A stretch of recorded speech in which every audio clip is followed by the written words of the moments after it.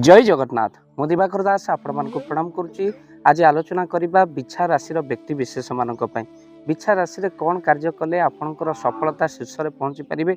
आपण अनेक प्रश्न आपको आम्भे माने जेतबेले अनेक वीडियो मेष वृष मिथुन कर्कट राशि संबंध में पकाईलु बा अपलोड करूँ आपड़ ताक देखि बिछा राशि कथा पचारि जे बिछा राशि व्यक्ति माने कौन कले से सफलता शीर्ष में पहुँची पारे। तो आप मन रखि था बिछा राशि स्वामी होउछन स्वयं मंगल आपणकर आराध्य होउछन्ति भगवान श्री हनुमान। तो से आपण माने भगवान हनुमान को ध्यान करंतु ता सहित आपण माने निश्चिंत भाव में हनुमान को प्रार्थना करंतु आपणकर मंगल ही मंगल हेबो। आपणकर शुभ तारीख हूँ 2, 3, 10, 12, 19, 25। तो आपण आउ थे कही दउछु 2, 3, 10, 12, 19, 25 ये हूँ बिछा राशि शुभ तारीख। तो आपण निश्चिंत भाव में तारीख में जेकोसी कार्य करते आपणकर अतिशय शुभ होता है। तेणु हनुमान जी मध्य 40 सुंदरकांड यही तारीख में जदि आप घरे करुँच 2, 3, 10, 12, 19, 25 आपणकर लाभ ही लाभ होता है। आपणकर शुभ बार होउचंती मंगल गुरुवार और रविवार। यही तारीख में आपण जदि मंगलवार गुरुवार रविवार ये तारीख में पड़ जाऊँगी बा आपणकर संख्या होउची शुभ संख्या होउची 1, 8।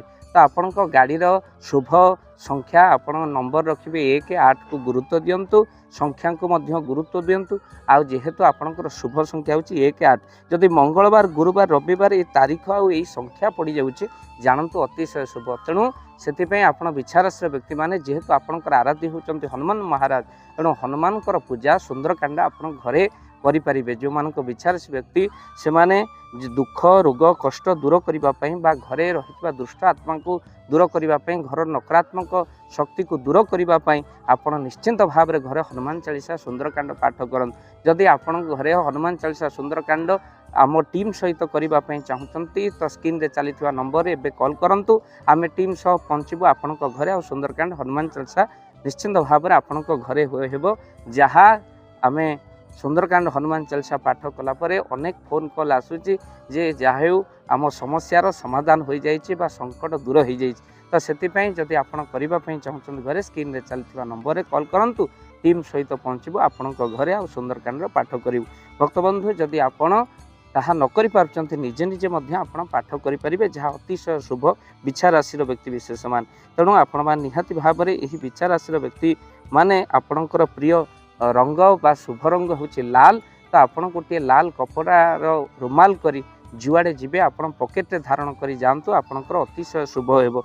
आउ आपणकर प्रिय धातु होची तंबा सुना आपण निश्चिंत भाव में सुना लगांतु। आउ तो सहित शुभ रत्न होचंती रेड कोराल। तेणु आपण मान रेड कोराल मध्य रत्न धारण करें। तो बिछा राशि व्यक्ति माने जे माने प्रश्न पचारथिले सेमानकर उत्तर आपण निश्चिंत भाव तो प्रिय ठाकुर आपणकर हनुमान इष्ट होचंती हनुमान।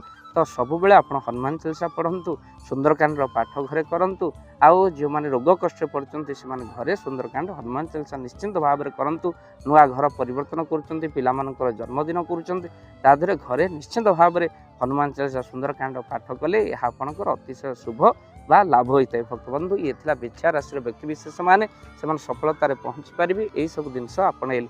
तो वीडियो को बहुमात्रा शेयर करंतु चैनल रे जदि नुआ भाव दिवाकर चैनल को निश्चिंत भाव में सब्सक्राइब करंतु। पुणी थोड़े आउ एक राशि को नहीं आम मैंने आपण मान पाखक आसबू।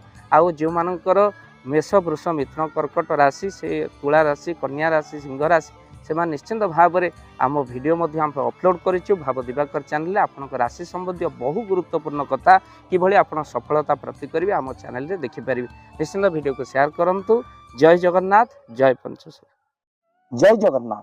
धन अर्जने धर्म करी धर्मे प्राप्त नरहरि। जदि आपण मानक धन कौन गरीब असहाय रोगी मानक सेवारे लगी पारिला जानतु आपणकर रोजगार सार्थक हो गला आपणक धनर मध्य बहुत महत्व रहिला। तो आज आपण माने जदि चाहूचंती आपणकर से धन महत कार्य लागू जेमिति कि आमे गोटे आम्बुलांस करिचु जो आम्बुलांस प्रतिदिन किछि असहाय रोगी मानक मेडिकल रे पहुंचाए किछि गरीब अनाथ शिशु मानक मध्य आमे वस्त्र दान करू किछि रोगी मानक पाखरे पहुंचू जो माने बहुत रोगरे पीड़ित से मानक पाखरे आमे किछि अर्थ आ गरीब लोक मानकू सहायता प्रदान करू। ये किछि दिन पूर्वरु आपण माने सहयोग कले आमे मध्य किछि कंबल असहाय मानक पाखरे जाई पहुंची बांटी थिलु। आपनको कृतज्ञता ज्ञापन करने सहित जदि आप चाहूँगी आपण धन आम द्वारा କୌଣସି ମହତ କାର୍ଯ୍ୟରେ ଲାଗୁ ତ ସ୍କ୍ରିନ୍ରେ ଚାଲିଥିବା ନମ୍ବରରେ ନିଶ୍ଚିନ୍ତ ଆପଣ କଲ୍ କରନ୍ତୁ। ଆଉ ଆପଣଙ୍କ ବିବାହ ବାର୍ଷିକରେ, ଆପଣଙ୍କ ପିଲାମାନଙ୍କ ଜନ୍ମରେ, ଶ୍ରାଦ୍ଧରେ ଯଦି ଆପଣ ଦାନ କରିବାକୁ ଚାହୁଁଛନ୍ତି, ଆପଣଙ୍କ ପୁଅ ନାମରେ, ଝିଅ ନାମରେ, ସ୍ତ୍ରୀ ନାମରେ ନିଶ୍ଚିନ୍ତ ଭାବରେ ଆପଣ ଦାନ କରିପାରିବେ। ସ୍କ୍ରିନ୍ରେ ଚାଲିଥିବା ନମ୍ବରରେ ଆପଣ କଲ୍ କରନ୍ତୁ।